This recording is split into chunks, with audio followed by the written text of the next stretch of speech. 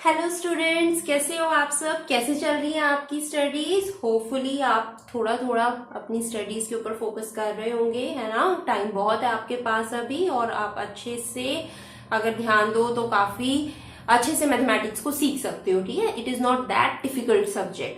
चलो अब हम आज शुरू करने वाले हैं एक्सरसाइज 3.5, जिसमें हमें सीखना है क्रॉस मल्टीप्लीकेशन मेथड। इससे पहले की एक्सरसाइजेज में हम सब्स्टिट्यूशन मेथड, एलिमिनेशन मेथड कर चुके हैं और आज हम करने जा रहे हैं cross multiplication method.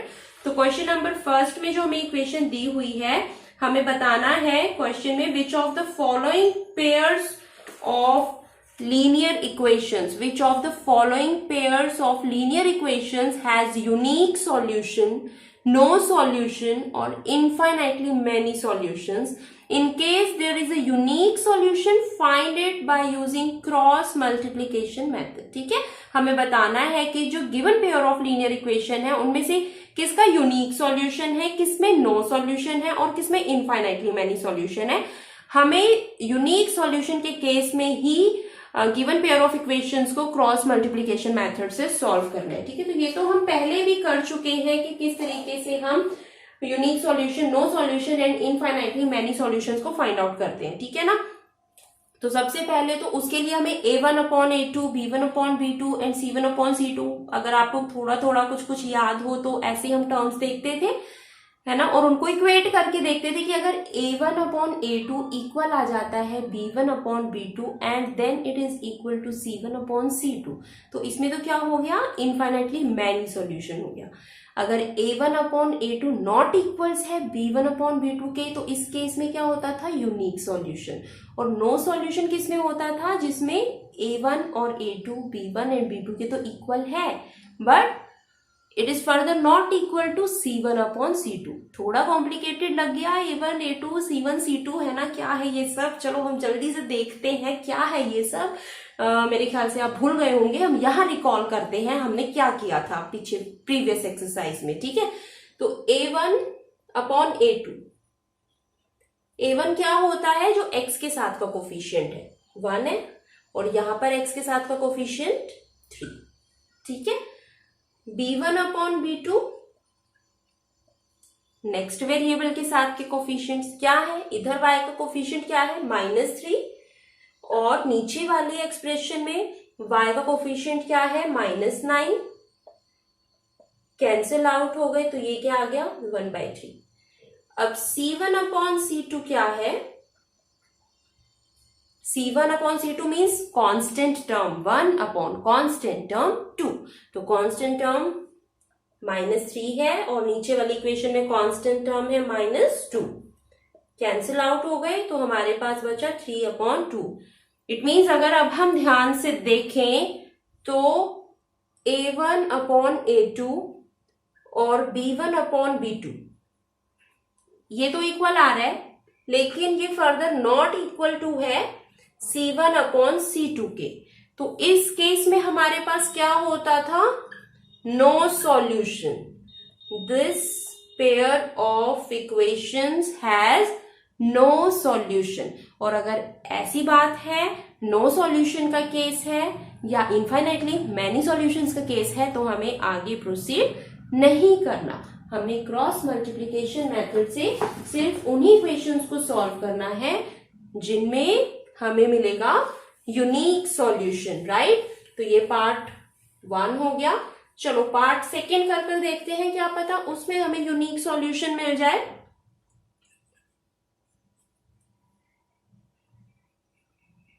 (2x + y = 5) और सेकेंड इक्वेशन है 3x + 2y = 8। तो इसे अदर वे राउंड हम लिख लेते हैं, अपनी कांस्टेंट टर्म को भी हम LHS में ले आते हैं। तो ये क्या हो जाएगा हमारे पास, 2x + y - 5 = 0 and 3x + 2y - 8 = 0। अब यहां पर हम इन्हें सॉल्व करके देखें, a1/a2, a1 coefficient of x and a2 क्या है, coefficient of next equation, coefficient of x in next equation, जो आ गया 2/3। b1 अपॉन b2 क्या हो गया, y का कोफिशिएंट देखो यहाँ पे 1 है और b2 क्या है, नेक्स्ट इक्वेशन में y का कोफिशिएंट जो 2 है, और c1 अपॉन c2 क्या है, -5 and c2 is -8. Minus will get cancelled, so we get 5 upon 8. तो अब यहां पर अगर हम ध्यान से देखें तो हमें क्या मिल रहा है, a1 upon a2 is itself not equal to b1 upon b2 है ना, 2/3 is not equal to 1 upon 2, तो हमें c1/c2 तक जाने की जरूरत ही नहीं है. Therefore given equations has unique solution. ठीक है, अब अगर ये यूनिक सॉल्यूशन है तो क्या होगा, तो हमें सॉल्यूशन को कैसे फाइंड आउट करना है, लेट अस सी. यहां देखते हैं, यहां आप लिखोगे x की टर्म, यहां लिखोगे y की टर्म, और यहां हम लिखेंगे -1. ठीक है, यहां हमें -1 लिखना है, और उसके बाद हमें इक्वेशंस को किस तरीके से लेना है, इनफैक्ट -1 की नहीं, यहाँ हमारे पास कांस्टेंट टर्म हम LHS में लिया है तो यहाँ इसे हम 1 ही लिखेंगे. और फॉर्मूला क्या याद रखना है आपको, BCAB. ठीक है, BCAB क्या है, ये वही BCAB है जो इन वेरिएबल के कोफिशिएंट्स हैं. B come to this equation BCAB. ठीक है, ये आपको ध्यान में रखना है. अब ऐसे ही आपको पहले इक्वेशन 1 की टर्म्स लिखनी है और फिर ऐसे ही इक्वेशन 2 की टर्म्स लिखनी है. तो चलो जल्दी से लिखते हैं. इक्वेशन नंबर 1 में हमारे पास b क्या है, 1, c क्या है, -5, a क्या है, 2, और b क्या है, अगेन 1. अब ऐसी नेक्स्ट इक्वेशन में b क्या है, 2, c क्या है, -8, a क्या है, 3, और b क्या है, 2. ठीक है, इन वैल्यूज को हमने प्लेस कर दिया. अब हम करवाएंगे इनको क्रॉस मल्टीप्लाई, इसको इससे और इसको इससे, सबको ऐसे ही हमें क्रॉस मल्टीप्लाई करवाना है, तभी इस मेथड का नाम है क्रॉस मल्टीप्लीकेशन मेथड. ठीक, अब हम अपॉन में लिखते हैं, दोनों को मल्टीप्लाई करेंगे तो -8 आएगा, साइन आएगा माइनस का, और अब इन दोनों को मल्टीप्लाई करेंगे तो 2 5 10 और साथ में है माइनस. ठीक है, इक्वल्स टू लगाएंगे आप, देन y अपॉन में, अब इनको मल्टीप्लाई करो 3 एंड -5, ये कितना हो गया, -15, अगेन माइनस का साइन, अब मल्टीप्लाई करेंगे -8 एंड 2 को, जो हमें देगा -16, इक्वल्स टू 1 अपॉन 2 2 4, माइनस में 3 1 3. ठीक है, अब इन्हें अगर हम सॉल्व करें तो क्या मिलेगा हमें, -8 minus minus will become plus. Similarly here y upon -15, minus minus will again become plus, and 4 में से 3 सब्ट्रैक्ट हुए तो हमारे पास आया 1. अब हम क्या करेंगे, 1 बाय 1 इन दोनों को इक्वेट करेंगे, उसके बाद इन दोनों को इक्वेट करेंगे और फाइंड आउट करेंगे हमारे x और y की वैल्यू. ठीक है, अभी तो इसको हम फर्दर सॉल्व कर सकते हैं. -8 + 10 2 आएगा, -15 + 16 1 आएगा, और ये 1/1. ठीक है ना, दोनों को इक्वेट कर देते हैं.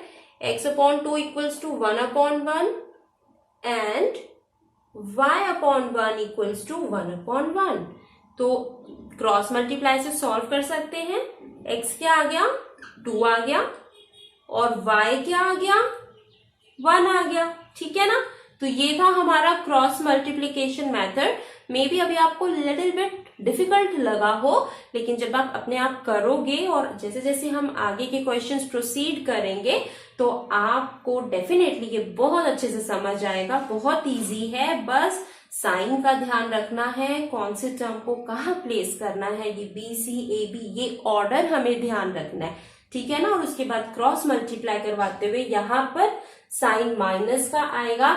ध्यान रखना है बच्चा आपको कि ये डायरेक्ट मल्टीप्लाई करके आप ये मत कोशिश करना कि हाँ भाई हम तो बहुत एक्सपर्ट हैं और मैं तो बस दिमाग में इसको सॉल्व करके यहाँ पर फाइनल आंसर लिख दूंगा या लिख दूंगी, क्योंकि कई बार ओवर कॉन्फिडेंस में हमारे मार्क्स डिडक्ट हो जाते हैं और कोई एक स्टेप यहाँ गलत हो गया तो आप सोच लो फिर आगे का करने का कोई फायदा नहीं है ना। इसलिए शॉर्टकट बिल्कुल नहीं लेना है, 1 बाय 1 हमें स्टेप को करना है, ठीक है। क्योंकि ये माइनस माइनस प्लस करना कई बार बच्चे मेंटली कैलकुलेट करते हुए भूल जाते हैं, तो स्टेप्स को स्किप बिल्कुल भी नहीं करना है, 1 बाय 1 करना है। अगर फुल मार्क्स चाहिए ना तो स्टेप बाय स्टेप चलना है, ठीक है। अब है पार्ट थर्ड में हम देखते हैं कि यहाँ हमें यूनिक सॉल्यूशन मिलता है या नहीं, और हम इन इक्वेशंस को क्रॉस मल्टीप्लीकेशन मेथड से सॉल्व कर पाते हैं या नहीं, ठीक है ना।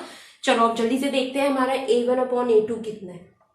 a1 हाँ जी x के साथ वाला कोफिशिएंट फर्स्ट इक्वेशन में जो कि है 3 और a2 क्या है 6। b1/b2 b1 क्या है y के साथ वाला कोफिशिएंट फर्स्ट इक्वेशन में जो कि है -5 और b2 क्या है -10। वैसे ये टर्म्स रिड्यूस भी हो रही हैं, कर देते हैं, तो ये हो गया 1/2 और सिमिलरली ये भी रिड्यूस होने के बाद क्या आई 1/2 और c1/c2 क्या हुआ हमारे पास। ओहो हमने एक मिस्टेक की, हमने अभी इन कोफिशिएंट्स को इन कांस्टेंट टर्म्स को LHS में लिया ही नहीं है ना। अगर सपोज आप ऐसे करना भूल जाओ तो आप क्या करोगे, आपके लिए ये जरूरी नहीं है कि आप इन टर्म्स को LHS में लेकर आओ। अगर आप ऐसा नहीं करते हो तो जो हम ऑर्डर लेते थे ना x, y एंड 1 का, उसमें 1 की जगह आप क्या लोगे -1 ले लोगे, बस इतना याद रखना है, ठीक है ना। या तो आप अगर इसको LHS में लेके जाते हो इन टर्म्स को तो यहां पर आप 1 लोगे, और अगर आप इन्हें RHS में ही रखते हो तो यहाँ 1 की जगह -1 आ जाएगा, ठीक है। ये आपको याद रखना। तो अभी तो हमें यही चेक करना है कि इसका सॉल्यूशन यूनिक है या नहीं, तो बाद में हम इक्वेशन को इधर उधर करने का सोचेंगे। कांस्टेंट टर्म 1 है 20 एंड कांस्टेंट टर्म 2 है 40 और ये रिड्यूस होने के बाद क्या आया 1/2। तो ये हमारे पास क्या बन रहा है a1/a2 जो कि हाफ के इक्वल है, वो इक्वल आ गया b1/b2 के क्योंकि वो भी हाफ के इक्वल है, which in turn equals to c1/c2 all are equal to 1/2। तो यहां पर हमारे पास सॉल्यूशन का नेचर कैसा है, the given pair of linear equations has infinitely many solutions, ठीक है, बहुत सारे सॉल्यूशंस हैं इस इक्वेशन के। तो फिर इसे हम क्रॉस मल्टीप्लिकेशन मेथड से सॉल्व नहीं करेंगे, क्योंकि गिवन क्वेश्चन के हिसाब से हमें सिर्फ उन्हीं इक्वेशन को सॉल्व करना है जिनका यूनिक सॉल्यूशन आ रहा है, ठीक है। तो हम पार्ट 4 करके देखते हैं। अगर उसमें यूनिक सॉल्यूशन आ जाता है तो शायद हमें एक इक्वेशन और क्रॉस मल्टीप्लिकेशन मेथड के थ्रू सॉल्व करने के लिए मिल जाएगी, और अगर हमें मिल जाती है तो बहुत अच्छा है, हमारी प्रैक्टिस थोड़ी सी और ज्यादा हो जाएगी। हम एक पार्ट और देख लेंगे कि हम क्रॉस मल्टीप्लिकेशन की मेथड से कैसे इक्वेशन को सॉल्व कर सकते हैं। तो जल्दी से हम अपने a1, a2, b1, b2 calculate कर लेते हैं, साथ में c1, c2 भी। एंड यस यहाँ पर उम्मीद बहुत ज्यादा है क्योंकि फर्स्ट 2 टर्म्स ही हमारे पास अनइक्वल आ चुकी हैं, तो हमें थर्ड पर जाने की तो जरूरत होती नहीं है ना। और यहां से हमें क्या मिला, that a1/a2 is not equal to b1/b2. It means the given system of equations has unique solution, और यूनिक सॉल्यूशन है तो हमें चांस मिल चुका है कि हम इन इक्वेशंस को भी क्रॉस मल्टीप्लिकेशन मेथड से सॉल्व करने वाले। ठीक है, तो क्या करना था, हमें x लिखना है, y लिखना है, 1 लिखेंगे, -1 लिखेंगे। यहां पर देखो सारी इक्वेशन कांस्टेंट टर्म a की साइड में है तो हमें 1 लिखना है। ठीक है ना, और यहां पर ऑर्डर कौन सा था, b c a b का। ठीक है, तो फिर इक्वेशन 1 में देखते हैं, b c a b। Again next equation, b c a b। अब क्रॉस मल्टीप्लिकेशन को अप्लाई कर देते हैं।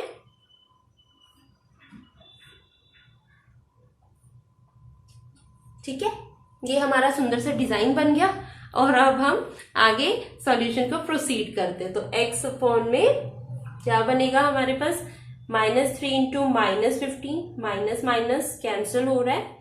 आप चाहो तो इसे पहले ऐसे लिख लो ब्रैकेट में ताकि आप बिल्कुल भी मिस्टेक ना करो।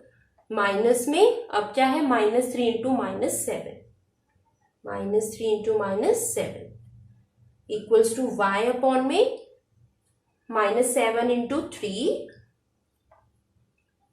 माइनस में -15 into 1 equals to 1 upon 1 into -3 minus में 3 इंटू -3। ठीक है, अब इसको हम सॉल्व करते हैं। 15 3 is 45, minus minus will get cancelled, minus minus will get cancelled and 3 7s are 21. y upon में -7 into 3 will be -21, minus minus will become plus and 15 ones are 15 equals to 1 upon में 1 into -3 will be -3, minus minus will become plus and 3 3s are 9. ठीक है, अब इसको solve करते हैं, बहुत करीब है हम अपने सॉल्यूशन के।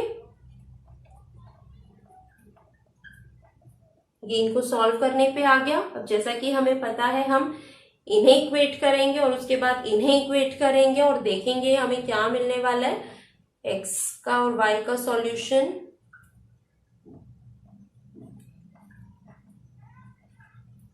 अब ये देखो क्रॉस मल्टीप्लाई करवाया, सबको करवाने की जरूरत नहीं है क्योंकि x वेरिएबल तो हमें अकेला ही चाहिए, तो हम सिर्फ डिनोमिनेटर के टर्म को ऊपर न्यूमिनेटर से मल्टीप्लाई करवा देते हैं। तो 24 1 से 24.6 ये हमारा आंसर आया। और ऐसे ही इस टर्म को हम ऊपर न्यूमिनेटर में मल्टीप्लाई करवा देते हैं, तो आंसर क्या आया, -1। Therefore x equals to 4 and y equals to -1। This is our required answer. ठीक है ना, हमने 2 पार्ट करे हैं क्रॉस मल्टीप्लिकेशन मेथड से। आपको होपफुली थोड़ा थोड़ा तो बिल्कुल समझ आया होगा और बाकी का थोड़ा थोड़ा जब आप अपने हाथ से करके देखेंगे क्वेश्चंस को तब आपको आएगा। ठीक है, अब हम प्रोसीड करते हैं हमारे क्वेश्चन नंबर 2 की तरफ। क्वेश्चन नंबर 2 के फर्स्ट पार्ट में हमें देखिए क्वेश्चन में क्या दिया हुआ है, for which values of a and b does the following pair of linear equations have an infinite number of solution। तो हमारी given condition क्या है कि जो given pair of equations है उसमें solution कैसा है, infinite number of solution। तो infinite number of solution में condition क्या होती है कि तीनों coefficients को हम इक्वली होते हैं, वो है ना, a1 upon a2 equals to b1 upon b2 equals to c1 upon c2। तो अगर वो इक्वेशन, वो हमें कंडीशन गिवन है ऑलरेडी, तो हम गिवन कोफिशिएंट्स को किस तरीके से लिख सकते हैं, 2 upon a minus b equal होगा 3 अपॉन a प्लस b, जो कि इक्वल होगा 7 upon 3a plus b minus 2 के। ठीक है, इस तरीके से होगा। अब हम क्या कर सकते हैं, इसमें सॉल्व किस तरीके से करेंगे, इक्वेशन तो एक्चुअल में अब बनेगी हमारे पास जो हमें सॉल्व करनी है। हम इन दोनों को क्रॉस मल्टीप्लाई करवाते हैं और फिर इन दोनों को क्रॉस मल्टीप्लाई करवाते हैं। दो अलग अलग कंडीशंस पर हम काम करेंगे कि एक बार तो 2/a माइनस बी इक्वल होगा 3/a प्लस बी के। इसे आप क्रॉस मल्टीप्लाई करवाओगे, 2 इंटू में a plus b equals to 3 into में a minus b. Bracket solve करते हैं, सारी टर्म्स को हम एक ही साइड ले आते हैं। साइन चेंज के साथ हमें याद रखना है, कोई मिस्टेक ना हो। 2a minus 3a will be minus a and 2b plus 3b will be plus 5b equals to 0 और we can write it as a minus 5b equals to 0। ठीक है, ये हो गई हमारी इक्वेशन नंबर 1। या फिर यहां से कुछ और मिल सकता है हमें। अब आपके पास यहां से 3 रास्ते हैं। ठीक है, क्वेश्चन में हमें ये कहीं गिवन नहीं है कि हमें सिर्फ क्रॉस मल्टीप्लिकेशन मेथड से ही सॉल्व करना है। अगर ये सेम टू सेम क्वेश्चन आपको एग्जाम में आता है, फॉर एग्जाम्पल यहाँ तो हमें पता है कि हम एक्सरसाइज 3.5 कर रहे हैं जिसके अंदर हमें क्रॉस मल्टीप्लिकेशन मेथड से इक्वेशंस को सॉल्व कर रहे हैं ना, बट एग्जाम में अगर क्वेश्चन आता है तो अब जो आपके पास 2 इक्वेशंस बनेंगी उन्हें आप किसी भी मेथड से सॉल्व कर सकते हो। ठीक है, चाहे तो सब्स्टिट्यूट मेथड से कर लेना, एलिमिनेशन से कर लेना या फिर क्रॉस मल्टीप्लिकेशन मेथड से भी कर सकते हो। ठीक है, अब ये तो हमारी इक्वेशन 1 हो गई। नेक्स्ट हम इन दोनों को इक्वेट करते हैं। 3/a प्लस b इक्वल है 7/3a plus b minus 2k।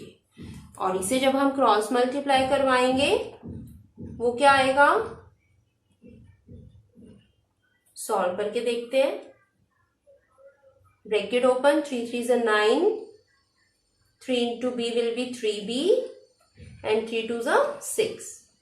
और ये क्या होगा, 7 into a will be 7a and 7 into b will be 7b।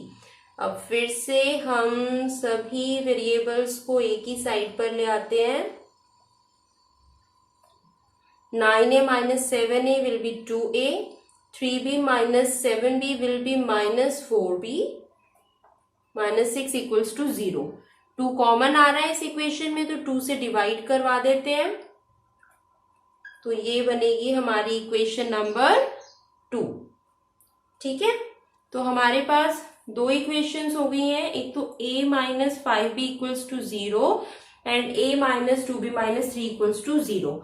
अब देखो, अब इसमें से मुझे तो सब्स्टिट्यूशन मेथड से कंफर्टेबल लग रहा है इनको करना, बिकॉज यहाँ पर a किसके इक्वल हो जाएगा, 5b के इक्वल हो जाएगा। और इस a की वैल्यू को हम यहाँ इक्वेशन 2 में जब सब्स्टिट्यूट करेंगे, ठीक है ना, इस a की वैल्यू को a किसके इक्वल है, 5b के इक्वल है, तो मैं इस a की जगह 5b लिख सकती हूँ, क्योंकि ऑलरेडी ये इक्वेशन ये सॉल्यूशन इतना लंबा हो चुका है, तो क्रॉस मल्टीप्लिकेशन मेथड से मैं नहीं कर रही हूँ। आप चाहो तो बिल्कुल करके देख सकते हो। मैंने इसको शॉर्ट में फिनिश करने के लिए सब्स्टिट्यूशन मेथड की हेल्प ली है। 5b minus 3b will be 5b minus 2b will be 3b minus 3 equals to 0 which will give 3b equals to 3 implies b equals to 1। और अगर b इक्वल्स टू 1 आ गया तो from third implies a equals to 5 into b की जगह हम substitute करेंगे इसकी वैल्यू। ठीक है, और ये आ गई a की value which is equals to, therefore a equals to 5 and b equals to 1। ये हो गया हमारा सॉल्यूशन। तो ये तो पार्ट 1 था क्वेश्चन नंबर 2 का, जिसमें हमें कंडीशन गिवन थी इनफाइनाइट नंबर ऑफ सॉल्यूशंस, जिसमें हमने a1/a2 equals to b1/b2 equals to c1/c2 लिया। क्यों लिया, क्योंकि इनफाइनाइट नंबर ऑफ सॉल्यूशन की जो कंडीशन है वो यही होती है।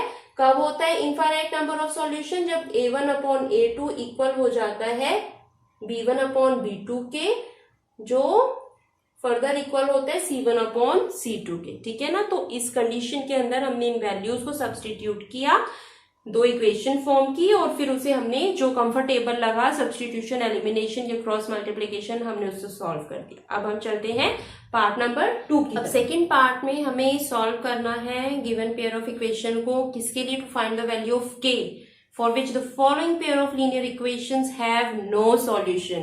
तो नो सॉल्यूशन की कंडीशन क्या होती है, जिसमें a1/a2 इक्वल होता है b1/b2 के, जो कि फर्दर नॉट इक्वल होता है C1/C2 के। अगर ये कंडीशन होती है तो हमारे पास क्या होता है, नो सॉल्यूशन, ये गिवन इक्वेशन का कोई सॉल्यूशन नहीं है। तो अब इसके अंदर हम a1, a2, b1, b2, c1, c2 की वैल्यू डालते हैं सब्सिक्वेंटली। a1 है 3, a2 है 2k-1, b1 है 1 और b2 है k-1, c1 है 1 एंड c2 है 2k+1, ठीक है। अब आप क्या करोगे, इसको इसके इक्वेट कर देते हैं, क्योंकि यहां तो नॉट इक्वल्स टू का साइन है, तो हमें k की वैल्यू चाहिए, k should be equal to something. यहां पर सॉल्व करेंगे तो वो नॉट इक्वल टू आएगा, so we don't need that. तो हम इन दोनों को इक्वेट कर रहे हैं। अब यहां से एज यूजुअल जैसा कि हम क्रॉस मल्टीप्लाई करते हैं वही करेंगे। 3 इंटू में k-1 होगा और 2k-1 को मल्टीप्लाई करेंगे हम 1 से, ठीक है ना। तो ये हो गया 3k - 3 1 जा 3 और इसको 1 से मल्टीप्लाई किया तो ये 2k-1 आ गया। अब ये हुआ 3k - 2k and -1 + 3। 3k - 2k क्या हुआ, k, और ये सॉल्व करने के बाद क्या आया, 2, यानी कि k = 2 विल, इसके लिए k = 2 के लिए जो given pair of linear equation है उसमें क्या होगा, नो सॉल्यूशन होगा। यही हमें फाइंड आउट करना था k की वैल्यू को, जो हम की कर चुके हैं। अब क्वेश्चन नंबर 3 की तरफ हम चल रहे हैं। क्वेश्चन नंबर 3 है और इसमें हमें substitution and cross multiplication method से इक्वेशन को सॉल्व करना है, ठीक है। अब वैसे तो हम कर ही चुके हैं, सब्स्टिट्यूशन मेथड भी आपको पता है, क्रॉस मल्टीप्लिकेशन मेथड भी आपको पता है, बट चलो एक बार हम फिर से यहाँ पर ये दोनों मेथड्स रिकॉल करते हैं कि कैसे हमने सब्स्टिट्यूशन मेथड किया था।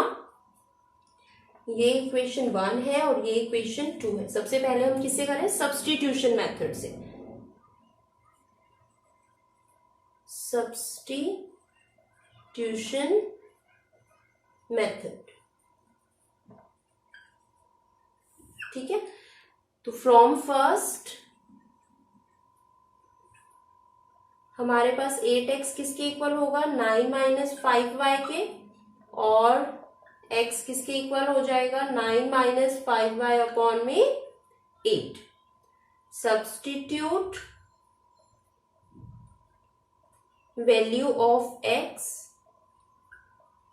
इन इक्वेशन 2, वी गेट, क्या मिलेगा हमें, x की जगह हमने x की वैल्यू को सब्स्टिट्यूट किया तो हमें क्या मिला, एक और लंबी सी इक्वेशन जिसे हम सॉल्व करेंगे और देखेंगे हम कहां तक पहुंचते हैं। 3 9 = 27 and 3 5 = 15 अपॉन 8 प्लस 2y = 4। अब यहां पर हम एलसीएम ले सकते हैं, ठीक है, कुछ नहीं है तो 1 है, यहाँ 8 एलसीएम आ गया तो ये वाली टर्म एज इट इज आ गई है ना। आपको आता है ना लेना एलसीएम, नहीं आता है आपको इस स्टेप में दिक्कत आई, आप मुझे कमेंट सेक्शन में कमेंट करके बता सकते हो। और यहाँ पर ये 16y आएगा तो ये हो जाएगा 27 + y अपॉन 8 = 4। क्रॉस मल्टीप्लाई किया, 8 4 = 32 और y की वैल्यू क्या आ गई, 32 - 27 विच इज इक्वल्स टू 5। और अब इस y की वैल्यू को हम सब्स्टिट्यूट करते हैं, इसे हम थर्ड का नाम दे देते हैं substitute value of y in equation third, we get क्या मिला हमें, x equals to 9 minus 5 into y, और y की जगह वी हैव रिटन 5, ये हो गया 9 माइनस 25 अपॉन 8, और सब्ट्रैक्ट करने पर हमें क्या मिला, माइनस 16 अपॉन 8, और रिड्यूस करने पर आया ये -2। तो x की वैल्यू आई है -2 एंड y की वैल्यू आई है 5, ठीक है ना। अब हमने इसे सॉल्व किया सब्स्टिट्यूशन मेथड से, नेक्स्ट हम सॉल्व करने वाले हैं क्रॉस मल्टीप्लिकेशन मेथड से। तो चलो हम इन वैल्यूज को नोट डाउन कर लेते हैं कि x की वैल्यू -2 आई है और y की वैल्यू आई है 5। तो यही वैल्यू हमें मिलनी चाहिए जब हम इसे क्रॉस मल्टीप्लिकेशन मेथड से सॉल्व करेंगे।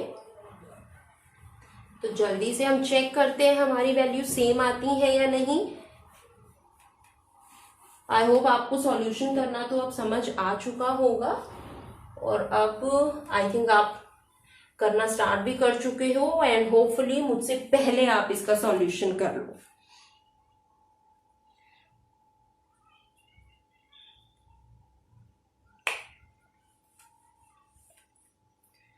तो अब हमारी इक्वेशंस क्या हो जाएंगी, 8x plus 5y minus 9 equals to 0 and 3x plus 2y minus 4 equals to 0।